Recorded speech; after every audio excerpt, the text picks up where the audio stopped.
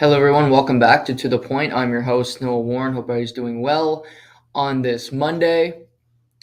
Coming off a frigid weekend here in New Brunswick, but a good weekend nevertheless, and lots to get into on this Monday. It's a different one because we don't have the NFL. It is the commencement of Super Bowl week, where we'll get into a lot of things this week, including the game. We'll break it down later in the week. I'm planning on doing a special podcast Thursday evening with a couple of special guests that I haven't talked to in a while. So that's going to be a special Thursday night. Might come out Thursday night, might come out Friday. That's still TBD, but I plan on doing that on Thursday. So that should be a lot of fun. On tomorrow, Tuesday, Seamus will join. We will get into a number of different things. We're going to make a list. I was chatting with him last night. Our top 5 worst teammates in sports history. Just coming off the interesting news surrounding Kyrie Irving, which I'll get to in just a moment. So, want to get into that topic with Seamus tomorrow night. He's all over the NBA. We also got the NBA trade deadline, which is Thursday. So I'll react to that. And obviously there's already a trade this weekend, but if anything else happens, Toronto Raptors around the NBA will react to that on Thursday. And I'll get his thoughts on a number of different things. Mañana, we got Super Bowl week. The NHL is back this evening. This weekend we had the NHL All-Star break, which I'm sure was a lot of fun. I'm going to wait till tomorrow to hear the report from Seamus about the All-Star game. I did not watch a second of it. I did not watch a second of the skills competition. The only thing I saw was Saturday morning on the treadmill, I saw that Alex Ovechkin's son was on the ice, which that's nice. I'm sure he did more effort than any of the actual All-Stars. But again, the Pro Bowl, the All-Star game, it's not for me. It's not for me. I don't know who it's for. I still don't think any sports league has really done a good job at telling us who it's for. But nevertheless, it's here. It's here. It's come and gone. And I'm glad it's come and gone because we don't need it. We don't need it. They've announced that next year it's in Toronto, which of course is big news because Toronto getting anything's a big deal. World Cup of Hockey, All-Star games, it was, I think the NBA had the All-Star game in Toronto 4 or 5 years ago now, which is actually a bigger deal than the NHL getting it because people actually care about the NBA All-Star game. But I'm going to tell you, this is just for me. I hear about growing the game. I could give a shit about any of the skills competitions. This is just pure marketing to me. If I want people to go to the All-Star game, if I want players to be interested, put it in a hot location every year. Why not have it in Miami every year? Florida, Fort Lauderdale. I'd pivot Florida, Tampa, Vegas. But the NFL is always has Vegas. So keep it in Florida. Why not? I'll tell you, I've been to Toronto. It's okay city. Nothing spectacular about Toronto. Nightlife's okay. Ontario people aren't exactly my favorite. Gone to school with a bunch of them. There's a sense of entitlement there. And you can't put everybody under the same umbrella, but I've met my fair share of them. They're not all the greatest people. You can hear the same thing about Quebec. You hear the same thing about New Brunswick. There's people that I'm friends with. There's people that you know on a daily basis that aren't the greatest people. So take that with a grain of salt. But it's an okay city. They're great with their sports for the most part. Not a lot of cheering, things of that nature.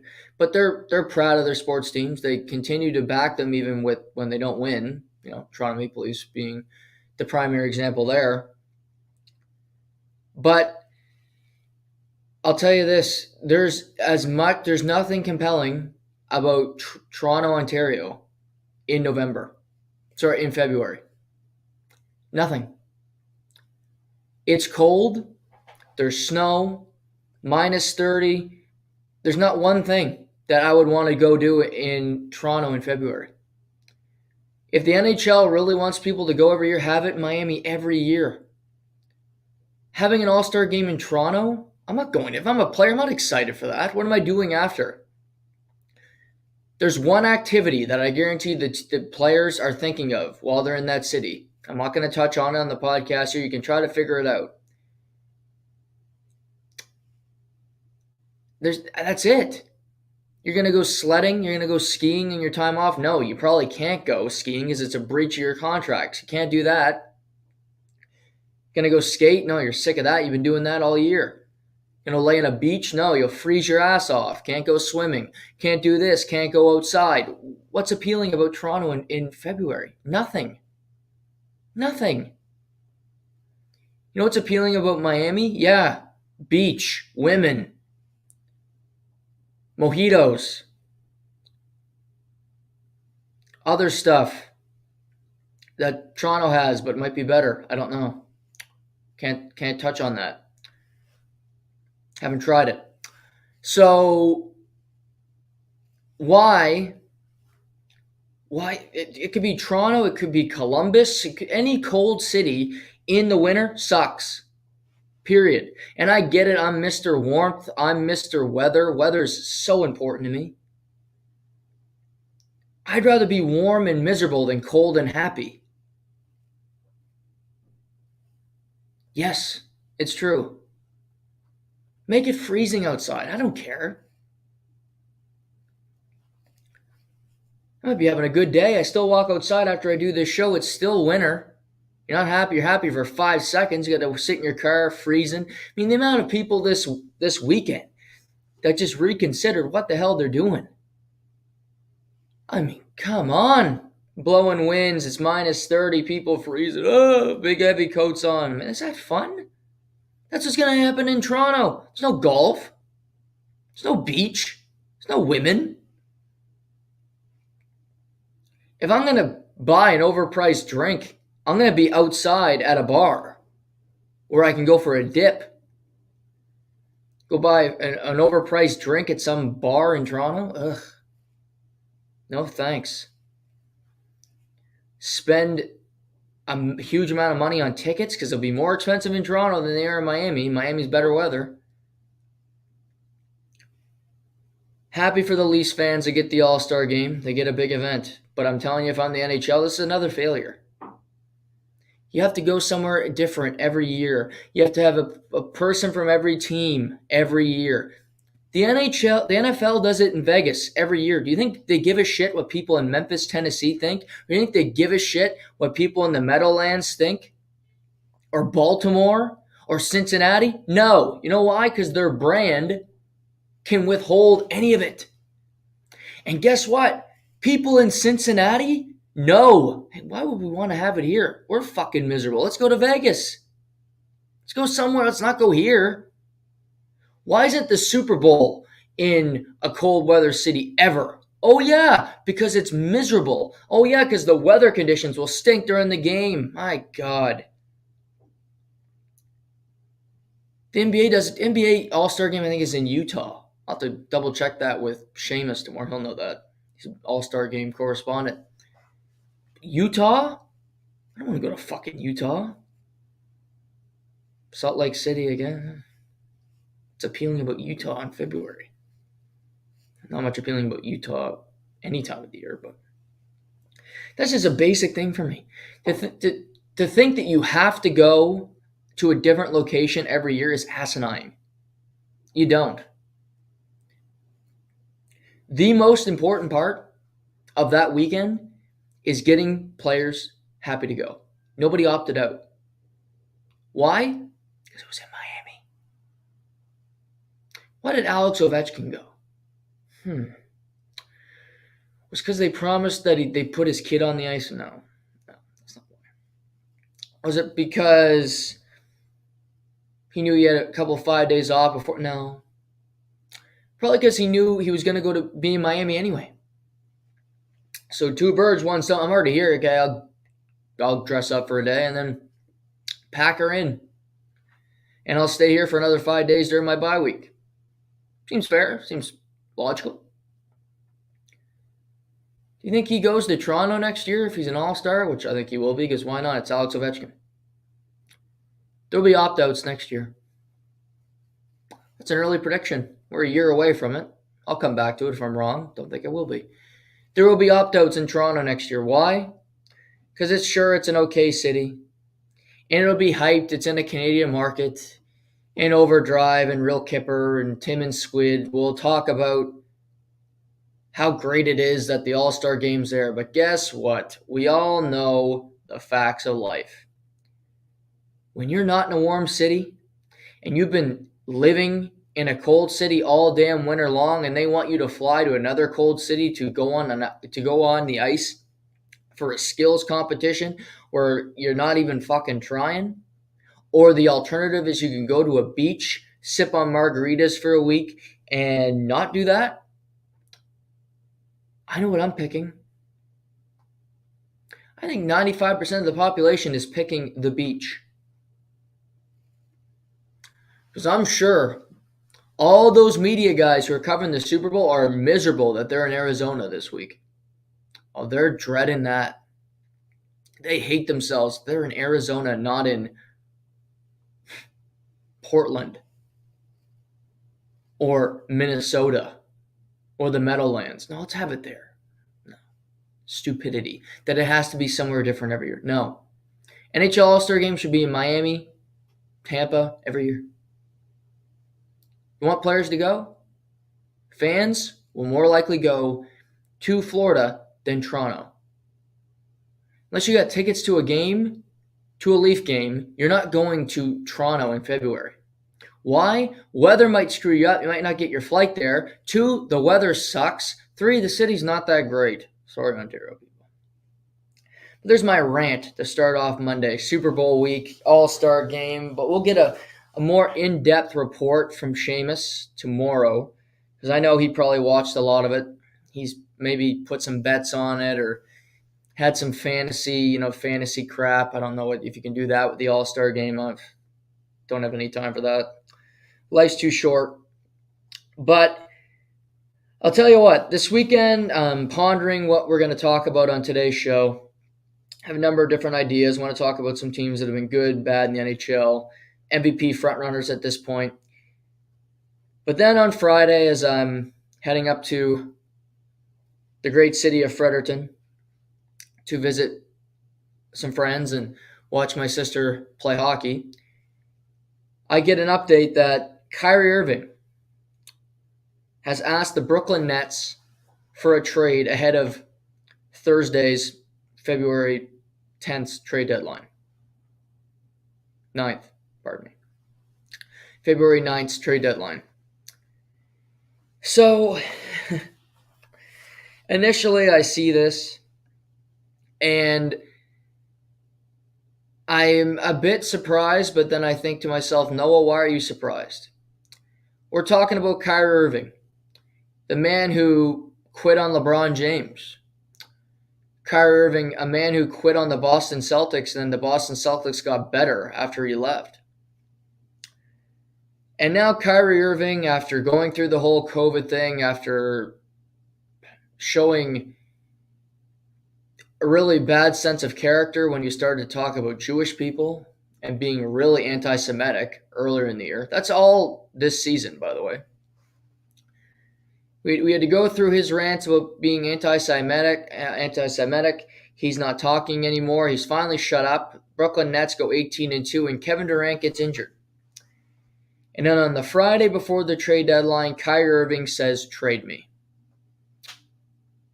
And there's also reports that he would sit out the rest of the season if he's not traded. So before we get to the actual trade, I just want to say this. I don't think Kevin Durant is the sharpest tool in the shed. I don't think Kevin Durant is a great businessman because, quite frankly, Kevin Durant has screwed up the business of basketball for himself a lot during his NBA career. He hitched his wagon to Russell Westbrook for far too long, and he just kind of stayed in the middle mediocrity with the Oklahoma City Thunder for the first 8 seasons of his career. Sure, they got to an NBA Finals that they had no chance of winning in 2012, losing in 5 games to the not 1, not 2, not 3, not 4, well, actually only 2 championships with the Miami Heat. But nevertheless, he gets to one NBA Finals. He had a 3-1 lead in a conference final, but then gagged that up to the Golden State Warriors in 2016. So then he makes the one good decision in his NBA career and decides to leave Oklahoma City to head to the Bay Area. And this was really unpopular, including me at the time. I remember talking about how this was going to ruin the NBA, how it wasn't going to be a competitive league, and that I was a kid at the time. I was younger at the time. I was going into university, and I said, this is a stupid decision by Kevin Durant. I mean, this is a horrible thing for the league, which it was and it wasn't. Golden State and Kevin Durant really dominated. Kevin Durant won 2 finals MVPs. He won 2 NBA championships, which, to his credit, got him 2 on the board. But then, things didn't go well. He got into squabbles with Draymond Green. He got into squabbles with Steve Kerr. And before you know it, he has a blown out Achilles, and he decides he's not going to stay in Golden State, the team that's always competitive, the team that runs their organization the right way. He's going to go to Brooklyn. The Brooklyn Nets, formerly the New Jersey Nets, he'll go to Brooklyn, not go to the Knicks, which you could argue would have been a better decision anyway. He's going to go to Brooklyn to team up with Kyrie Irving. Now, Kyrie had not done the COVID and not done the anti-Semitic acts at the time, but he had quit on LeBron James. He had quit on the Boston Celtics. And from most reports, other than Jay Williams, who will defend him no matter what he does, Kyrie Irving's not that great of a dude, and I don't think he's a great teammate. So sounds like just a fun guy to be around, right? No, to the contrary. So Kevin Durant says, you know what, Steph Curry, ultimate teammate, ultimate awesome guy, I'm going to leave you to go to Kyrie Irving. A stupid decision. And after all that happened with James Harden and Kyrie Irving, Kevin Durant, and the weird seasons in Brooklyn, the 2 men only played 86 games together in their entire tenure in Brooklyn. 86 games together. A little over 1 full season. And they were both there over 4. 1 full season. Injuries, suspensions, COVID, you name it, this didn't work. They were swept by the Boston Celtics last year in the first round. The Brooklyn Nets were beaten in 5 games in the bubble when LeBron James won a championship. They've never gotten close to an NBA championship. Losing to Milwaukee in the second round was as close as they got. Kevin Durant versus Giannis in an incredible matchup. Kyrie Irving was out with an injury, go figure. But that's as close as they got. No conference final, no NBA Finals appearances, no MVPs for either guy. Not close to getting even acknowledgement for an award. One of the biggest wasted opportunities in NBA history. But this season, it's going pretty well. Like I said, at one point they were 18-2. And Kyrie Irving has always said he's loyal to Kevin Durant. Kevin Durant stuck by him even when people did not. And a week before the trade deadline, he asked to be traded.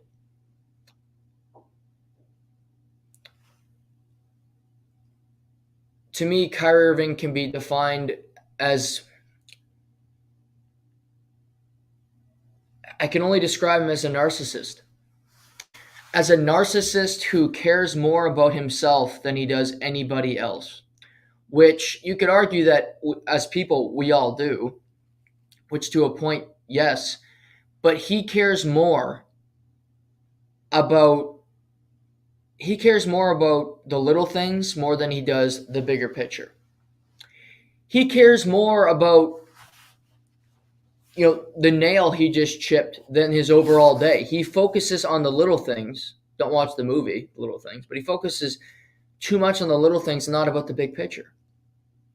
He doesn't like the ownership group in Brooklyn, reportedly, because they offered to give him a contract extension, but they would not. They wanted to put some protection in that contract in case he missed time, in case he just didn't show up to the arena, which he would often do, in case there's another pandemic. Who knows? They wanted to put some language in that contract to protect themselves from Kyrie Irving, which is completely fair because you cannot trust an unpredictable person. I talked about Tom Brady last week and I said I don't trust that he's retiring. Because why believe a person that's already lied to you? This is a whole different situation. This is a whole different scenario. This is a guy who just didn't show up to games. This is a guy who said that he was sick and then you found him on a Zoom for a political party. This is a guy that wouldn't show up for his teammate when Kevin Durant was asking, please just get a vaccine and come play with me. And I'm not going to get into the whole COVID thing. I'm sick. That's done with. But you knew the deal. He knew what was at stake. And he decided to think about himself and not think about the team. Not think about his opportunity to win. Not think about his so-called friend.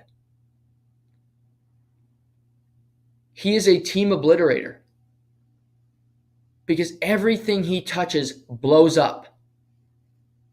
And I give LeBron James more credit for winning that 2016 NBA championship than I do any other ring. Because that one was with Kyrie Irving. That one was with this cancer who destroys everything he touches. One of the most skilled point guards in NBA history. His handle is off the charts. Such a confident shooter, and he made one of the most clutch shots in NBA Finals history in Game 7. The shot that won the Cavs the title. LeBron won the MVP. Kyrie Irving hit the clutch shot, like most LeBron teammates do. But other than that moment, it has been more about Kyrie Irving, the enigma, Kyrie Irving, the chauvinist, Kyrie Irving, the holier-than-thou thinker, than a person. I think Kyrie Irving is so messed up and so mixed up into what he believes reality is, what he believes his reality is. People that play the victim, people that say they're... You want to know somebody? Press them against the wall and ask them a tough question. And when somebody says, well, that's not me, or I wouldn't do that, that's who they are. When somebody is found guilty of something,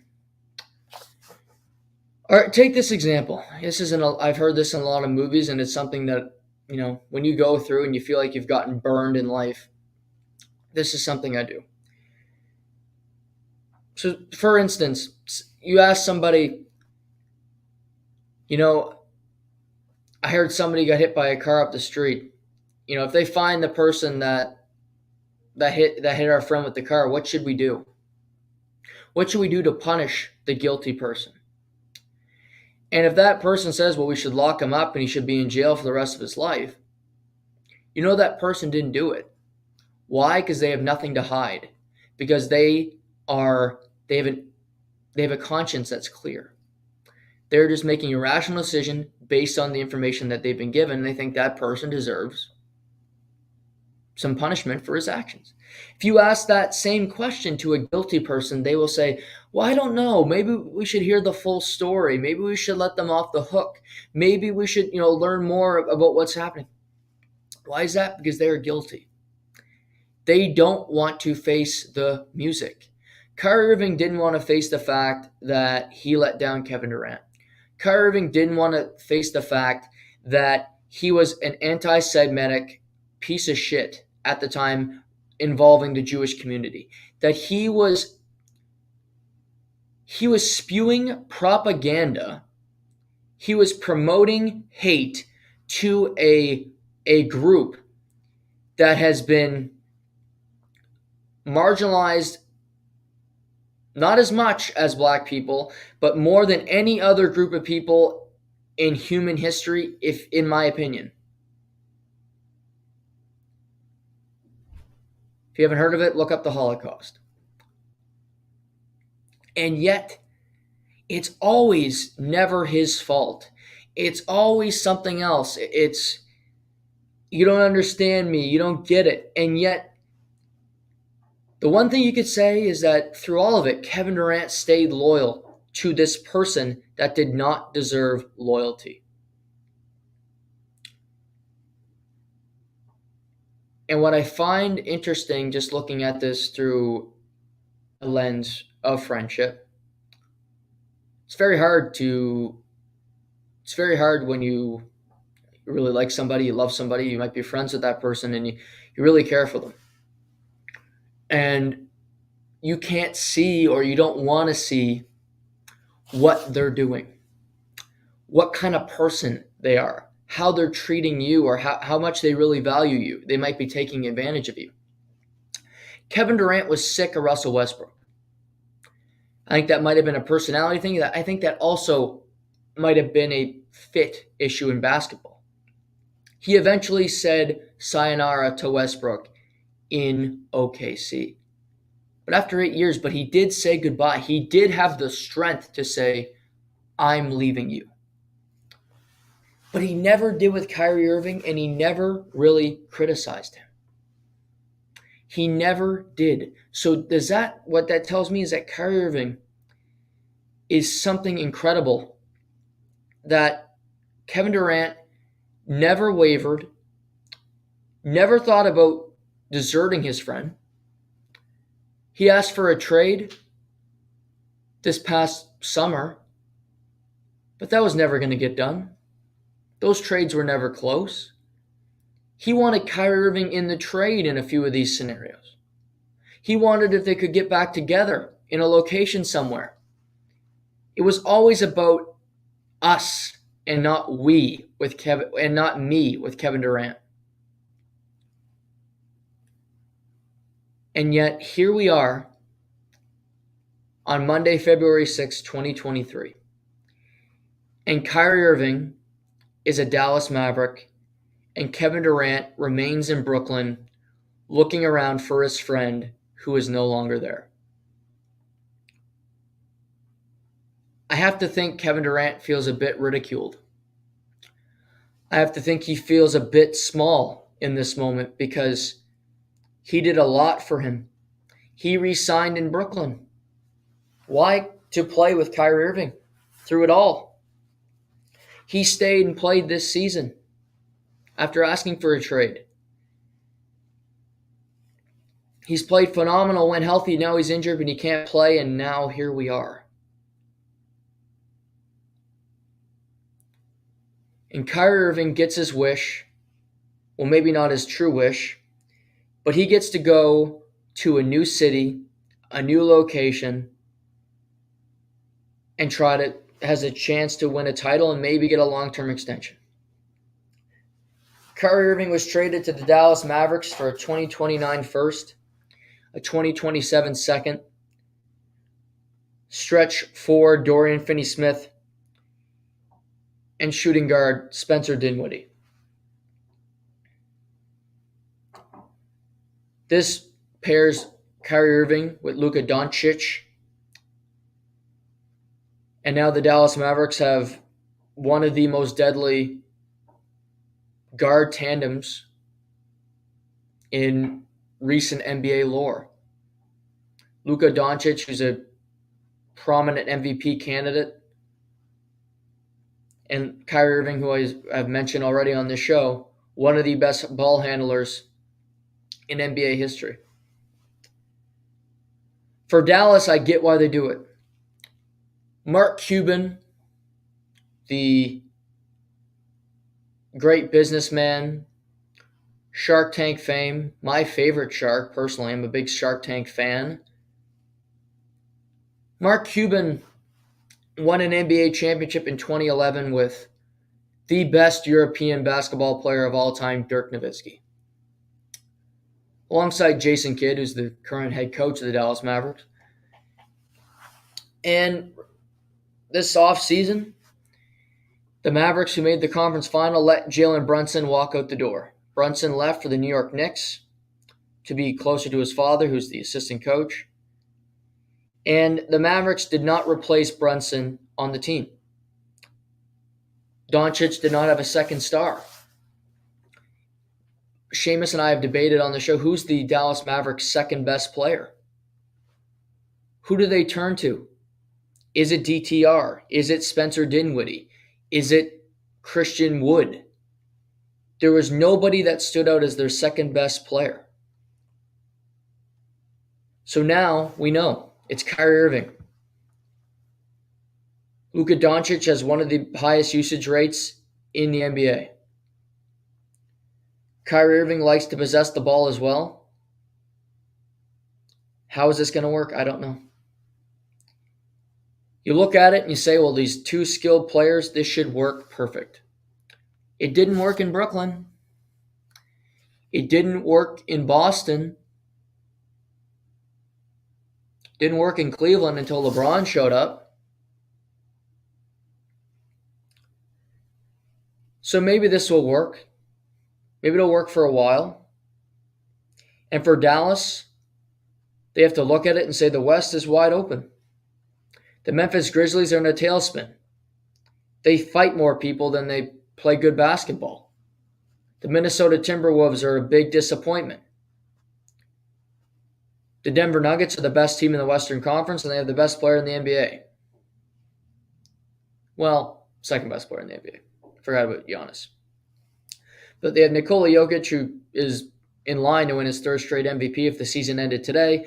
Jamal Murray, the great Canadian guard's playing out of his mind lately. And Denver's a really good team. I still think Denver's a better basketball team right now than the Dallas Mavericks are with Kyrie Irving and with Luka Doncic on the same team. But other than Denver, could Dallas compete with Memphis? Sure. Could the Dallas Mavericks, despite losing to Golden State on Saturday night on ABC, beat Golden State in a 7-game series? Sure. Steph Curry's injured all the time. The Golden State Warriors don't have great depth this season, and they need a lot of help before the trade deadline to get better. The Lakers going to make the playoffs? Who the hell knows? Utah, you look at the teams. Dallas is likely a top. I love my Sacramento Kings. But Kyrie Irving and Luka Doncic at their best are better than any player on the Sacramento Kings, and I can admit that. Sabonis is great, he's an all-star, but these two together can be elite. So I understand why Dallas did it. It's reported that Joe Tsai, the owner of the Brooklyn Nets, would not trade Kyrie Irving to the Los Angeles Lakers. And quite frankly, I don't blame him. Because I'm not trading a person to the team he wants to go to after he quits on my team, after all the shit he's done in Brooklyn. Very little of it positive. Not to mention, the Los Angeles Lakers trade package is not that appealing. Westbrook and Austin Reed and pick swaps, I'd rather take. If I'm Brooklyn, let's look at it the other way. The Brooklyn Nets are in an interesting position. Kevin Durant's going to come back. They still have Seth Curry. They still have Cam Thomas, who had a huge game on Saturday, who needs to play more, quite frankly. Nick Claxton, who's had a pretty damn good season. And they get Finney Smith and they get Spencer Dinwiddie in the trade. Finney Smith's a stretch three. He's a good three-point shooter, and he can defend. Dinwiddie likes to shoot too many shots, but he's played a lot of basketball and he's experienced. So I don't think it's completely lost for Kevin Durant to look at this Brooklyn team and say, we can at least try to compete the rest of this season. Are we better than Boston? Probably not. Are we better than Milwaukee?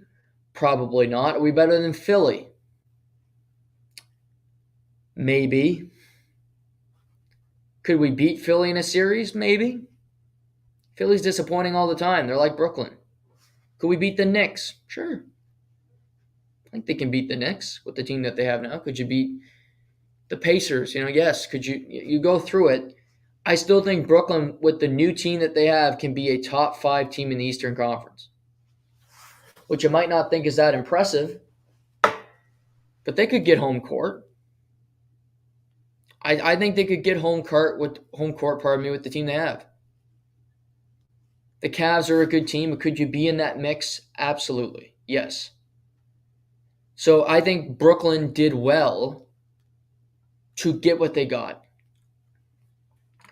I think they did well to get pieces that are NBA players right now that they can plug into the lineup and still try to compete.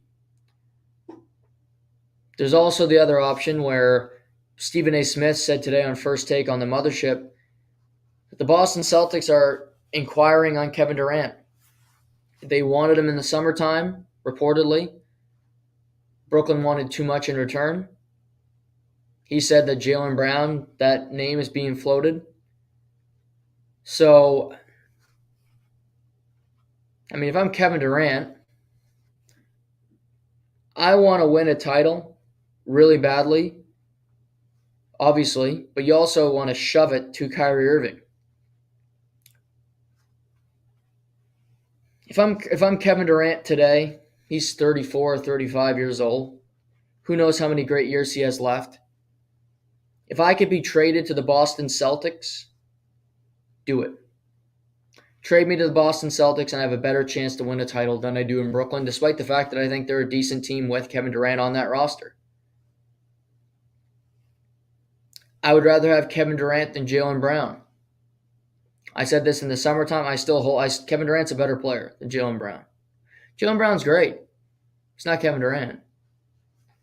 Tatum and Kevin Durant together. I can just imagine if it does happen, I hope this trade happens tomorrow so Seamus and I can talk about it. It'll be a lot of fun if it does happen, if it breaks while on the show that Kevin Durant is going to the Boston Celtics. But, it's an interesting situation here. There's still a lot that could happen. Brooklyn could get back Jaylen Brown. They get back more in the trade. Peyton Pritchard. Cornet, some picks. So they could start to rebuild through all this after this chaotic couple months for the Brooklyn Nets. They have Kevin Durant locked up long term. But in the NBA, if a star player wants out, they normally can get out of there. And the Boston Celtics should look around because they're a very good basketball team, no doubt about it. But also, Milwaukee's right on their heels, and Chris Middleton's hardly played this year. Giannis is playing at an incredible level. Connaughton's getting healthy. This Milwaukee team can beat the Celtics in a 7-game series if the teams remain the same as they are right now. If you're Boston, you go out there and get Kevin Durant, you instantly become the favorite to win the title. You instantly become the team that is the betting favorite to win the Larry O'B. In my opinion, you'll never be the favorite to win the Larry O'Brien with Milwaukee in that division with the way your team's built right now. And with Denver on the other side, because I think both teams are better than the Boston Celtics. Jokic is better than Tatum. Giannis is better than Tatum. Embiid's better than Tatum. Yes, it's a team sport, but at the end of the day, you could argue Boston had a better team than Golden State last year, and Steph Curry was better than Jason Tatum.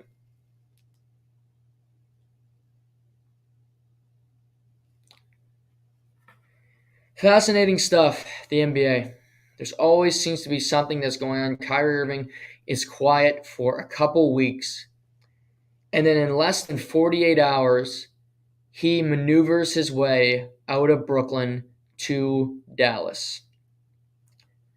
Mark Cuban takes a chance on the disgruntled, on the pain in the ass star player, no longer a superstar, that's for sure. On the star player, and now you look at it and say, do we re-sign this guy? Do we want to keep him? What's our play moving forward? Who the hell knows? Who the hell knows what's going to happen in Dallas and in Brooklyn? Until Thursday at 5 p.m. here, Atlantic, Kevin Durant still could be traded. There could be things that happen. What do other teams do? How do teams react to this in the Western Conference? Saturday night, Steph Curry got hurt. He's out at least 3 weeks. That means he's out for the remainder of February. They're not entrenched in a playoff position. Golden State needs wins. They do not want to be in a play-in scenario because they don't have Steph Curry available.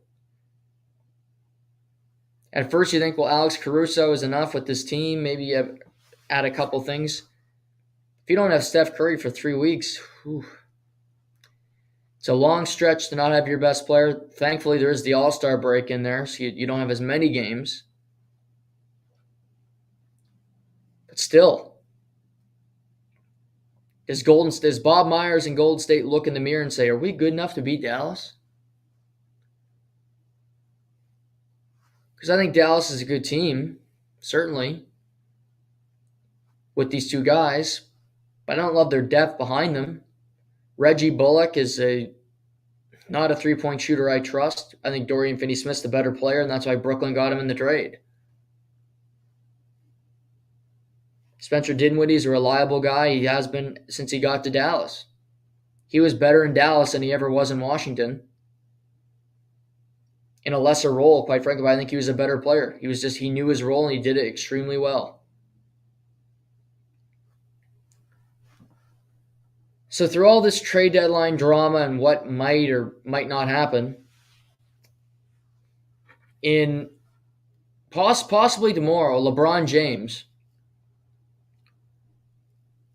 may be breaking the NBA scoring record.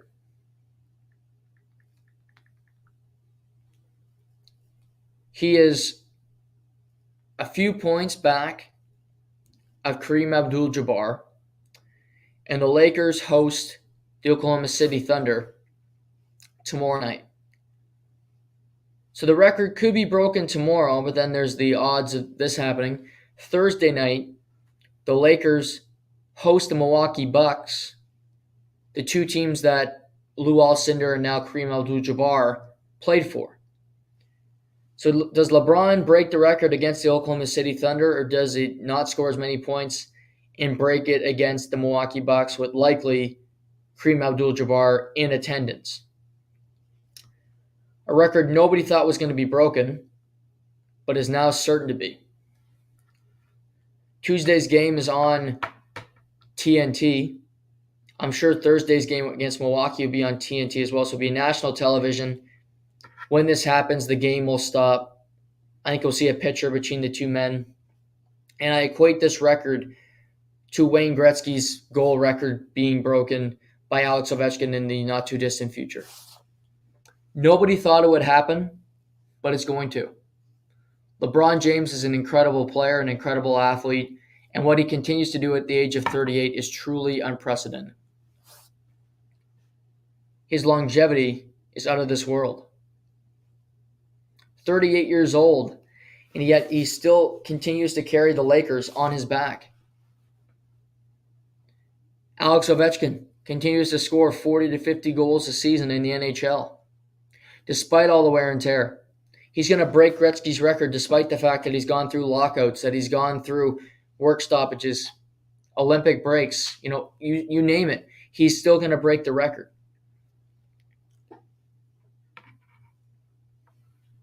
Two incredible athletes that are going to accomplish these things.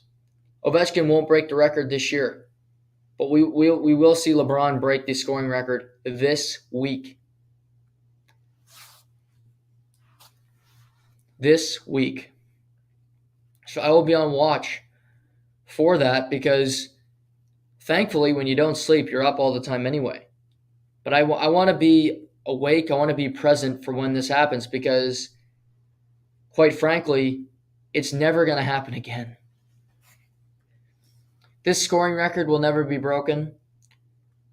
And you want to know why? Load management. Load management, players won't be playing enough games to break a record. LeBron James has started load managing, yes, because he's in his 20th plus season and he's 38 years old. So he does load manage every number of games.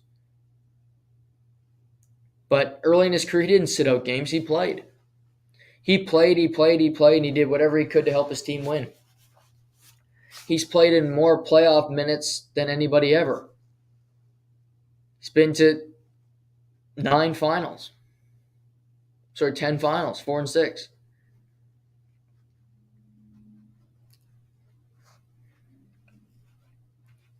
Players sit out. People sit out back-to-backs. You know it. They're going to sit out back-to-backs. You know what's happening. The NBA can complain about it. The NBA can talk about how we should lose games because then players won't sit out. That's a farce. Steve Kerr was wrong about that. Players will still sit out. The doctors will still say it's a better solution for the sport. The sports science nerds will find a way to make the players sit out. So that it'll never be broken. Because what LeBron James, what Alex Ovechkin are going to do is based off incredible production and just incredible skill and will and everything else. But also you have to give them credit for being healthy. For neither of these guys having massive injuries. And yes, you could say that's luck, but that's also being prepared. That's also being in the right situation. Being physically ready to take on the task. And both have done it with flying colors. So sometime this week, LeBron James will break the all-time NBA scoring record. And the better story would be to do it against the Milwaukee Bucks on Thursday night at home. And I'll talk with Seamus tomorrow as well, but I think it's going to happen tomorrow night. I think he'll do it against OKC, and it's going to be special for sure. Crypto.com arena, or it'll be crypto for now until they run out of crypto to give to the arena. The checks start missing. Should be a fun week in the NBA. Lots of trades, and LeBron's heading into a great week, and he's on Twitter saying maybe it's me as well about the whole. He's talking about Kyrie Irving because he's pissed that Kyrie Irving's not in LA. What a soap opera the NBA is. You see a trade demand. I'm sure LeBron is just 100% guaranteed Kyrie Irving's going to be a Laker. Then he loses to the Pelicans without Zion Williamson. They gagged that game away. Now he's going to break the record. That's a positive. But no, he doesn't have any teammates, and they're 13th in the West. They're behind Oklahoma City, who they play tomorrow night. And kudos to Oklahoma City. They got Shai Gilgeous-Alexander, who's the best Canadian NBA player maybe ever. By the end of his career, I think he could be up there with Steve Nash. But LeBron is miserable. He's going to have to try to embrace the fun of this week, all the while knowing the likelihood of him making the playoffs is not that good right now. But nevertheless, the NBA is taking center stage, and I'm here for it with everything that's going on in the sport. And as we go through the week, I'll update everybody on different news and notes and trades that come our way. Because who doesn't love a trade? Not this guy, I'll tell you. Today, the Pebble Beach Pro-Am finished. It was a Monday finish because of some rain delays and wind delays on Saturday. So the final round went till about 9:30 Atlantic time last night, which was great to watch some night golf. But it finished out today. Justin Rose ultimately wins the event. His first win in over 3 years. The former world number one, who was so close to winning a green jacket back in the day, but he blew it on the 18th hole to Sergio Garcia. It's back in the win column. I always like Justin Rose. The one thing I hate about Justin Rose is he just plays so slow. But, I thought he'd be a guy that would be on the LIV Tour by now, but he's still gritting it out. And with the win yesterday, he gets his tour card, extends that for a long time. Obviously gets a good check, wins on one of the best courses in the world. But he's number 10 in the FedEx Cup standings. Winning something like this is a huge deal for the end of the year. He's number 10 in the standings, behind guys like Max Homa, behind guys like Jon Rahm. So he's right in the mix with those guys, winning an event on tour. Huge deal for Justin Rose. So congratulations to him. Taylor Pendrith finished in the top 10, the Canadian, who shot 12 under to Justin Rose's 18 under. You had Denny McCarthy. There wasn't a great field at the Pebble Beach Pro-Am, but Aaron Rodgers won the Pro-Am. Him and his pro, Ben Silverman, ultimately had the lowest score combined together. So Aaron Rodgers finally wins something in the Bay Area. So good to see him win something there. But now we got the WM. The Waste Management starts on Thursday in Arizona. Oh, I can't wait. The Waste Management is the best event on tour. It is the people's major. It is must-see TV. And if you are not a golf fan,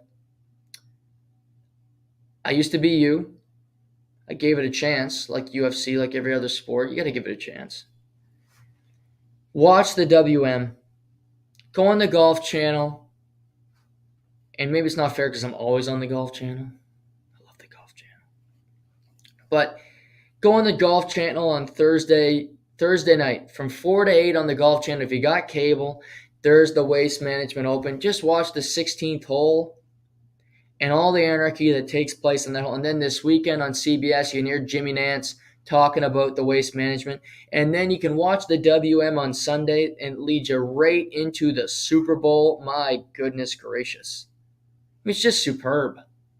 To have these two events in the same city and the same damn weekend, my Lord, what a setup. Arizona's going to be making some money this week. It's good because their NHL team doesn't sell a whole lot of tickets, so they need something to promote this to promote the city. So I'm happy they're getting something in Arizona. Laughing aside, WM, 23 of the top 24 golfers in the world are participating in the event, a loaded field, so should be awesome. And then you got the Super Bowl. You got Riviera the week after, which is Tiger's event. Haven't heard anything if Tiger's going to play in it, but I'm sure he'll be present at the event. So a number of great things in the golf world when it comes to that.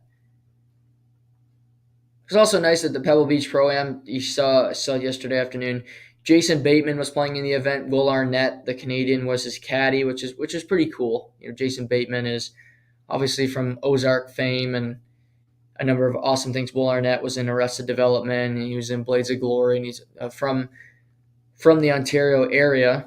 So that it was cool to see those two guys on the course yesterday doing their thing. Seemed to be having a whole lot of fun together. And they also run their wildly successful podcast called Smartless, which you haven't checked out. I highly recommend. It's where they interview celebrities, and it's incredibly funny. It's really compelling, and both guys are very, very comedic. So that's a lot of fun as well. But I enjoyed Pebble this weekend. There's no NHL on. There's no NFL. I wasn't watching the Pro Bowl. So to have the Pebble Beach Pro-Am on, to see that play out, and then obviously we get a winner today, is great. And it leads us into the Waste Management, which kicks off on Thursday on the Golf Channel. I'm going to get to some NHL stuff here quickly, folks, but I do want to touch on this weekend in other sports before we get there. UFC. Well, this is a big, this coming weekend is going to be a doozy for yours truly, and it's a great sports weekend in general if you love sports. Because this coming weekend, So obviously the Super Bowl on Sunday. We got the Waste Management. Saturday evening from Perth, Australia, we have UFC 284, Makachev versus Alexander Volkanovski for the lightweight title. So UFC 284, you got the Waste, you got the Super Bowl. Saturday afternoon, there are 9 games in the afternoon.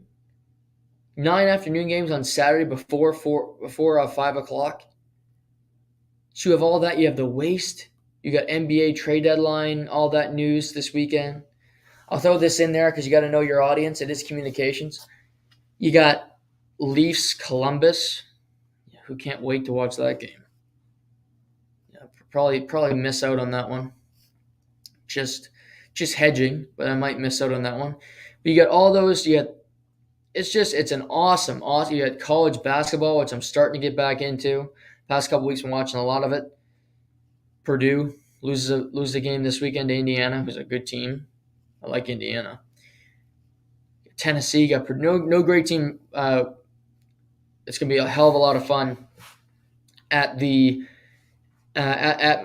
March Madness because nobody will be a favorite. I think there'll be upsets galore. But you got UFC 284 this weekend, but announced this weekend was UFC 287, which is the first weekend in April. You have fighting on that. You have Jorge Masvidal and Gilbert Burns. You have the second fight between Israel Adesanya and Alex Pereira. That will be in Miami. Masvidal is from Miami. He's a former street fighter, and he will get the fight at home. Miami has not had a pay-per-view in a very long time, since the early 2000s. And I love that it's in Miami. Hell of a lot of fun. Great crowd there. Again, great weather. Know your audience. Early April in Miami. Whew, my God. So that's money. And they also announced The Ultimate Fighter, which if you're not familiar with The Ultimate Fighter, it's a show that the UFC does. They partner with ESPN. They put it on ESPN. They put it on UFC Fight Pass, where 2 fighters coach a number of up-and-comers. They have their teams. And then ultimately after the show, it usually airs for 3 to 4 months. After The Ultimate Fighter, these 2 men eventually fight. And they announced the coaches for this Ultimate Fighter, and it is Conor McGregor and Iron Mike Chandler. Conor McGregor has not fought since he broke his leg against Dustin Poirier. And it looks as though Conor McGregor is going to return to action against Chandler in September or October of 2023. He needs to get back into the testing pool for steroids, so he needs to stop taking steroids and then get off them.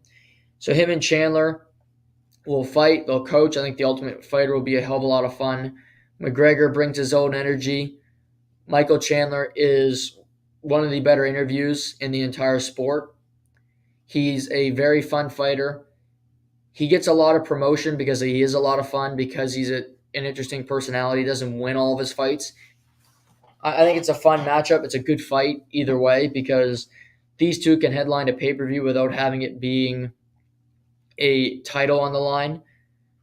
Chandler has fought Poirier. Chandler has fought Tony Ferguson. He's fought Dan Hooker since he's come in. He's fought Charles Oliveira since he entered the UFC. And now he gets Conor McGregor, who has lost multiple fights in a row. And he's looking for some momentum. He said he's going to have a big year. He said he's going to bounce back. We'll see what he's got. But these 2 should create some fun tension on television.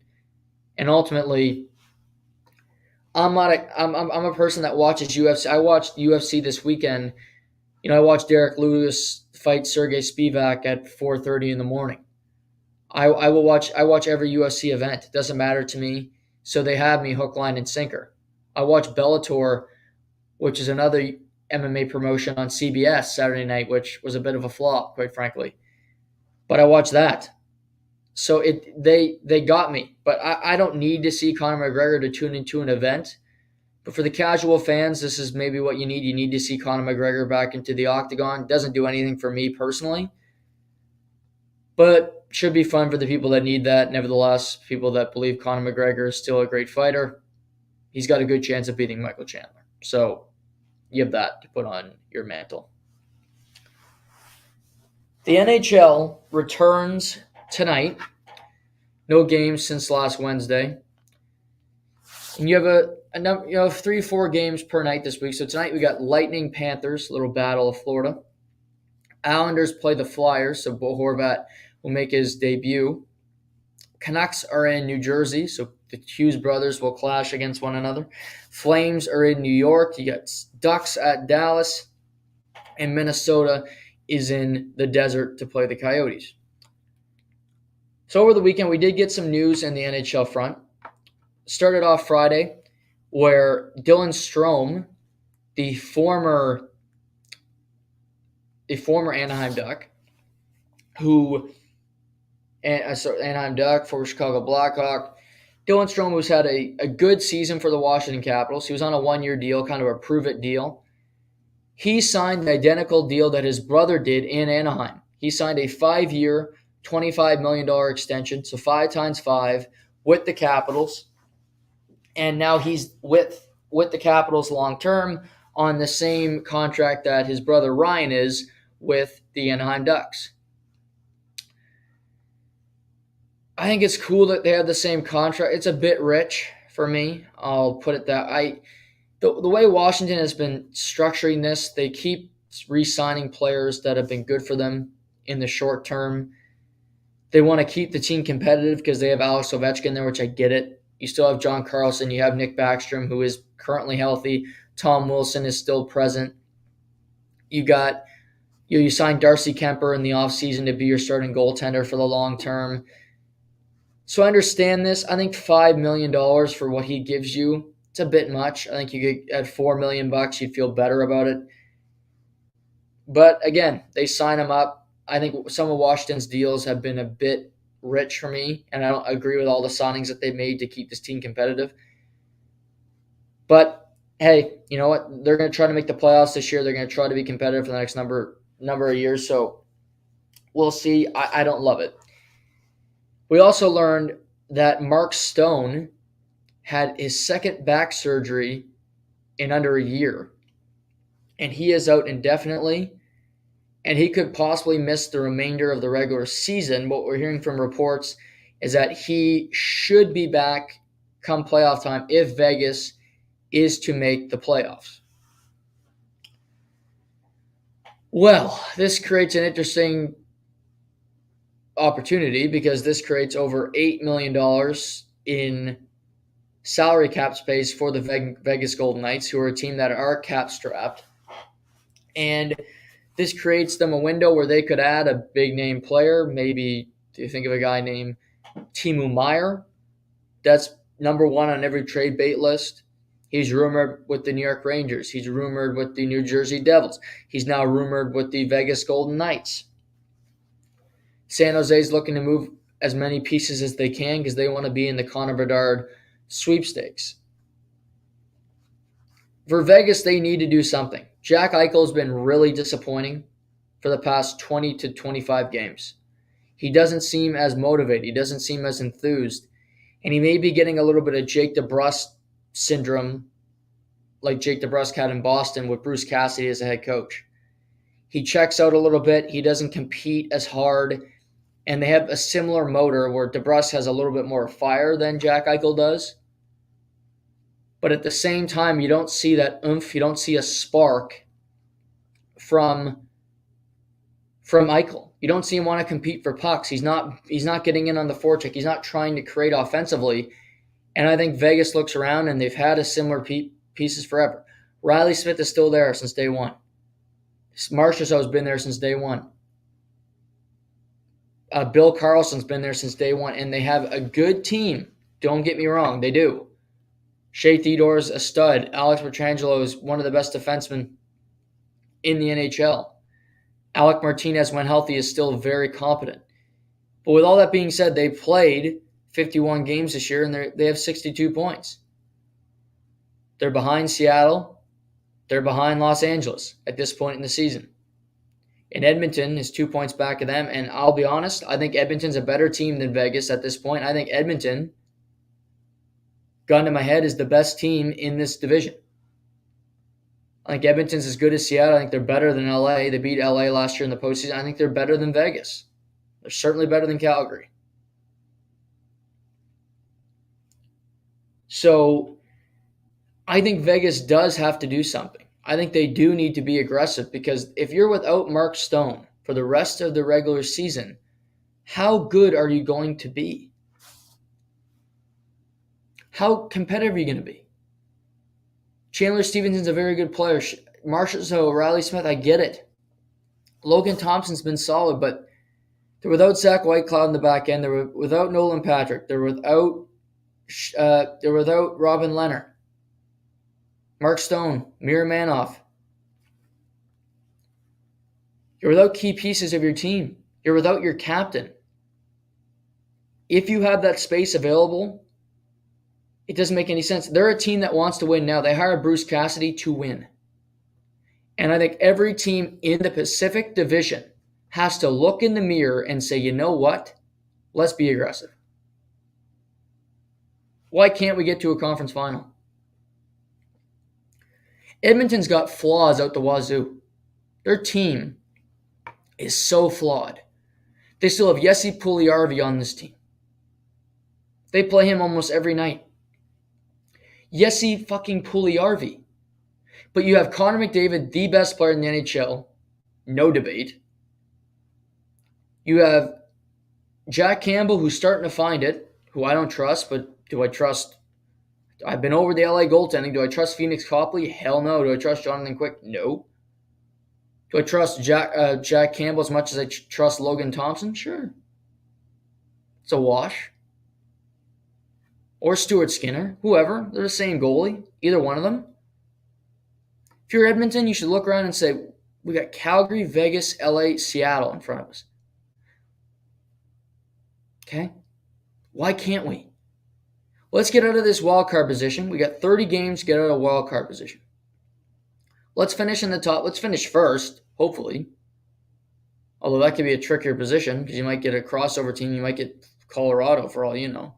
Or Minnesota, which would be a different. But nevertheless, let's try to get the best position we can in this division and go make it to back-to-back conference finals. We'll take our chances. For Vegas, they should be thinking the exact same thing. Can we get Timo Meier? Would Patrick Kane come to Vegas? You don't know until you ask.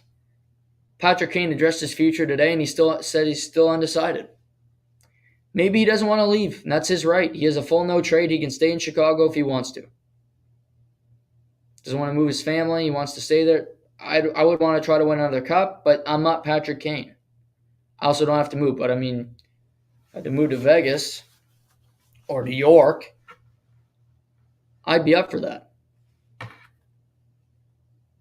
Or even, quite frankly, as much as I hate the city of Edmonton because it's a dump, if I could go play with Connor McDavid, I would do it.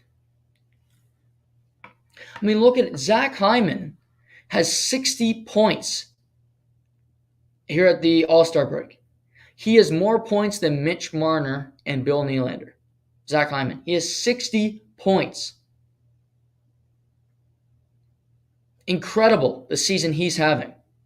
Playing alongside Connor McDavid. He's doing it himself too. He's playing really well. But the fact that Zach Hyman has 60 points at this point is it's mind-blowing, right? Zach Hyman, 60 points. He's been worth every penny so far. Maybe he'll break down next year, but he's been good for the Oilers so far in that contract. Incredible stuff.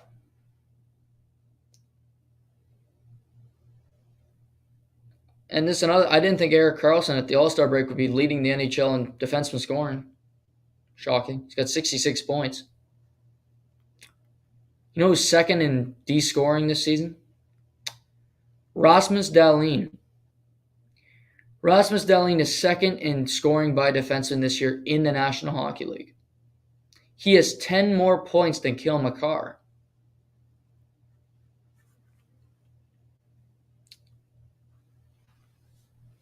I think Buffalo's got a shot to make the playoffs.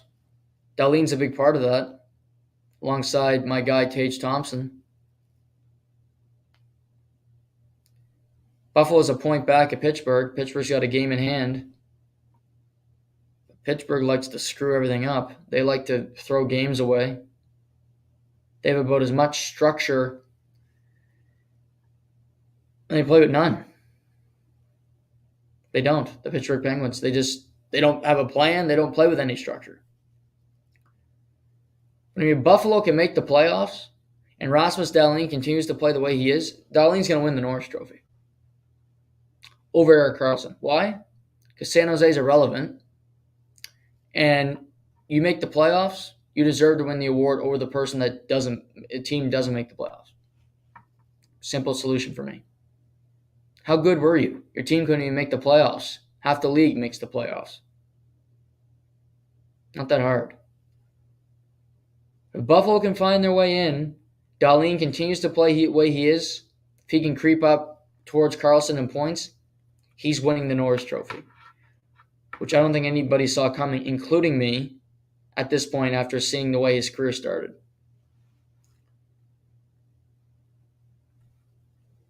But I mean, you talk about bad stories so far. Pittsburgh, my top three are Pittsburgh, just disappointing teams. Play with no structure. Their goaltending is horrid. Just defensively, the whole team is horrible. Just horrible. St. Louis, number 2. I expected St. Louis to compete for a Stanley Cup. They're going to miss the playoffs, and they're going to sell everybody off their roster. It's disappointing. But, I mean, if you're looking around, you got Ryan O'Reilly out there. You got Ivan Barbashev. Team will take Tarasenko. Now, I was thinking over the weekend, my prediction for Tarasenko, I think he ends up as a Seattle Kraken. I think it just fits there. I think they could use another score. They could use another score down there. I mean, they could use another defenseman as well, but not that many defensemen to come by at this deadline. Gavrikov's going to go somewhere, but where does he go? And last night I was trying to sleep and failing, like I do most nights. And I read a piece on The Athletic, which normally is a pretty decent publication, but you read the wrong person, you read about the wrong team. Well, there's a couple teams on there that get... They said Gavrikov, if he was traded to the Maple Leafs, he wouldn't be playing in the top 6, which is just asinine. I don't know. He's playing over Sandin. Yes, he is. Yes. Yes. But again, we'll move off that. Calgary Flames, another big disappointment in the first half for me. And they start off tonight against the Rangers. Shesterkin's not playing tonight, so take advantage of that opportunity if you're the Calgary Flames.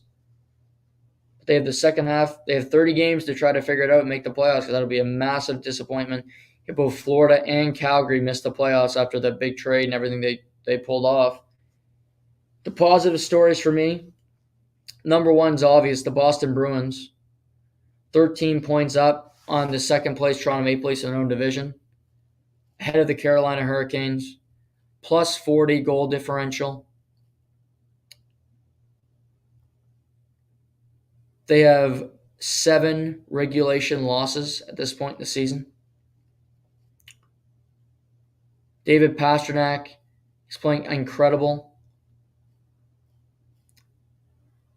They've been dominant all year long. Their depth shows up. You could argue that their top 6 on defense is the best in the NHL. Charlie McAvoy still doesn't get enough love as an elite defenseman, in my opinion. He's as good as anybody. He's physical. He makes the right play more often than not. He's got a big shot. He's mean. Then again, talk about Morgan Rielly. Or talk about some other defenseman that plays. And talk about Chris Letang. Don't talk about Charlie McAvoy. Lazy. Second best story for me is Buffalo Sabres. First half. Tage Thompson continues to light it up. Rasmus Dahlin, as I just talked about. Ukko-Pekka Luukkonen is starting to find his way as a netminder in the NHL.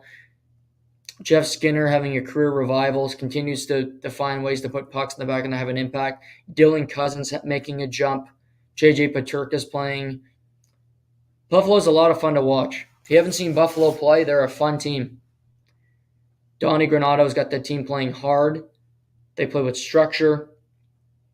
And again, they compete every night, and they believe they can make the playoffs. Believe that. And number 3 is the Dallas Stars. Dallas is just, they're a well-oiled machine. Jamie Benn's having a pretty solid season at the later part of his career. J-Rob, my guy Jason Robertson, stud of studs. You got Joe Pavelski, who never slows down. Rupe Hintz, Miro Heiskanen, who's having another underrated season for the Dallas Stars.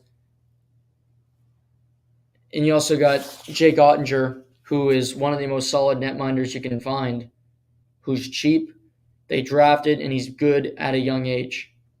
So it gives Dallas, a really good look. It's Dallas or Winnipeg, but Dallas is currently ahead of Winnipeg in the standings. So I went with Dallas. Only by a point. Two teams are very close. Technically, Winnipeg has more wins. Dallas has lost 10 games in overtime. Oof. The most in the NHL. Actually, no, San Jose has lost 11. Pardon me. But my God, 10 games in overtime. The Leafs have only lost 8. So there's a positive little note for Leafs fans out there. Only 8 OT losses. You're on the right track. And then there was this news. Yesterday, the New York Islanders announced that they had re-signed Bo Horvat to an 8-year extension worth $8.5 million per season, $68 million in total. A full no-trade clause for the first 4 years of the deal, then a modified 16-team no-trade for the final 4 years. Bo Horvat's 28 years old and is currently having a career season. I talked last week about how Lou Lamoriello had to have thought he could keep this guy.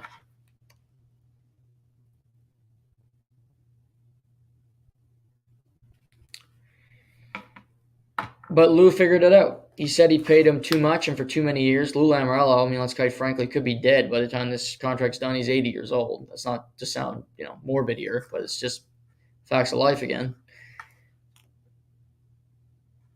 I like Bo Horvat. I get it. Lou felt he had to make a splash. When he traded for J.G. Pajot, he signed him to a long-term extension. It worked out.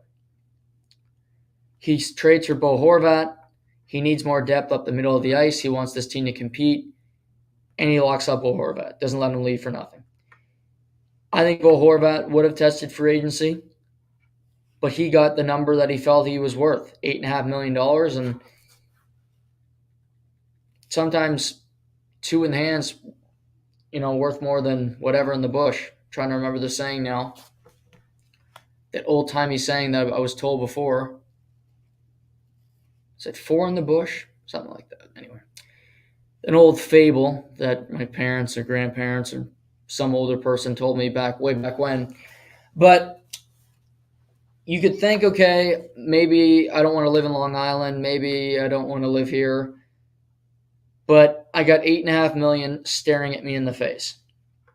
Who says I'm going to have $8.5 million staring at me in the face when I get to July? And I think Bo Horvat, his wife, and his agent made the decision that we're going to take the $8.5 million that we know is guaranteed right now and not hope to get it in a couple months. So Bo Horvat's a New York Islander, not necessarily because I think he wants to be a New York Islander long term, but because he got what he wanted from the organization. He got security, 8 years. He got the money, 8.5. And he's on a team that, yes, has a chance to compete for a playoffs this season. They got 30 games left, the New York Islanders, and their quest for the playoffs starts tonight against the Philadelphia Flyers. So they need to start winning games now. Horvat will play his former team on Thursday. So a quick turnaround for both teams where they meet one another. It is in New York, not in Vancouver. But the two teams would play each other on Thursday night, which should be fun. Appointment viewing television there. But who knows? If the Islanders get into the playoffs, they're a threat. They are. Because they got the build to, if they get into the playoffs with that defense and the way they play, they would be a problem. They would be a much tougher matchup just physically. For instance, if Boston finishes first and you get the Islanders as the eighth team or the second wild card, that's not a fun series because they'll wear you out. The Islanders beat Boston in a series a couple years ago. Won 7 games. So I think if the Islanders could get in, they're an issue. They're there with Pittsburgh. They're there with Buffalo. They'll be in the mix the rest of the year to make the postseason. They got Sorokin, so that's a positive going for them. They've added Bo Horvat. He's already got 30 goals. That's a positive. But what's his motivation like? He's got the money locked up. How motivated is he? That's the question that has to be answered. And I'm also curious to see who he's going to play with. To me, Matt Barzal's a winger, not a center iceman. He's not physical enough to play center. Play center, you kind of have to have a finish. He doesn't have any finish. He's a passer. He's not a shooter. I'll tell you, I couldn't shoot the puck worth a fuck. I played the wing. I found guys in the middle of the ice. I had a line mate who was a center who could shoot the puck anywhere he wanted to. So I would put Barzal on the wing and I play him with Horvat. Doesn't sound like a great defensive line because neither of them is a great defensive player, but hey. Sometimes you got to rob Peter to pay Paul, and that might be what have to happen here for the Islanders. But I'm curious to see how this was good for Bo Horvat to get that money. Do I think the Islanders will regret it? Yeah. But I don't think Lou Lamoriello, he may not be dead, as I don't try to make it too morbid here, but he may not be with the organization. So like the contracts he gave to Nikita Zaitsev, like the contracts he gave to a number of those guys in Toronto, Marleau, I don't think he's going to give a shit because he's not going to be around to see what that ultimately bears. Before we wrap today, at this point, my MVP frontrunners. Number 1, Connor McDavid.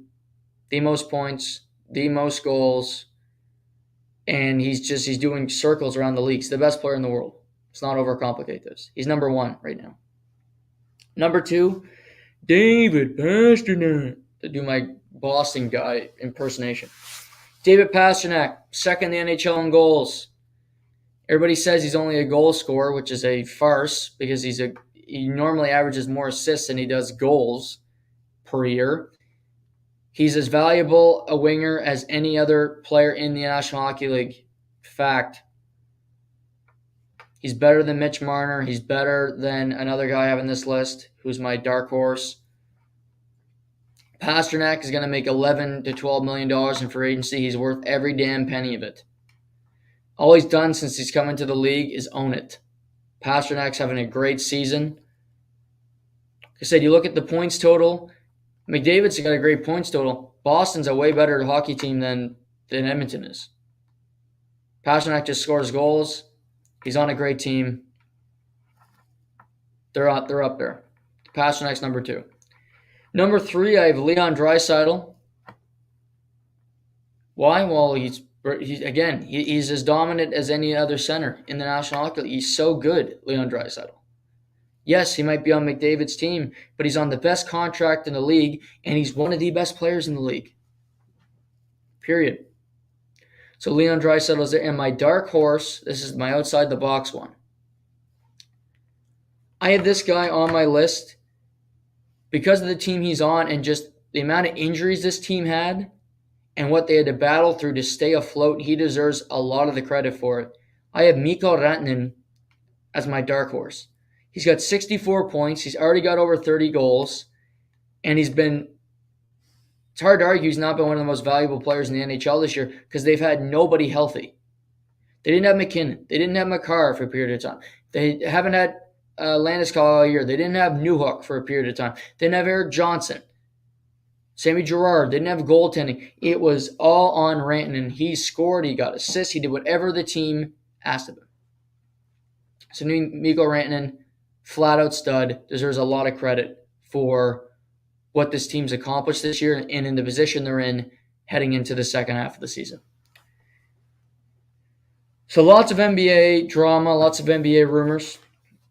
NHL starts up again tonight. We got UFC this week. Super Bowl week in Arizona. We're going to cover it all here this week. Like I said, Thursday night roundtable. We'll give more updates on that as we move along here. Sheamus will be on the show tomorrow. That's a guarantee. Tuesday appearance by Sheamus. So lots more coming this week. Should be a fun one. Hope you guys have a great night. Enjoy the sports. We'll talk to you tomorrow. Here and to the point.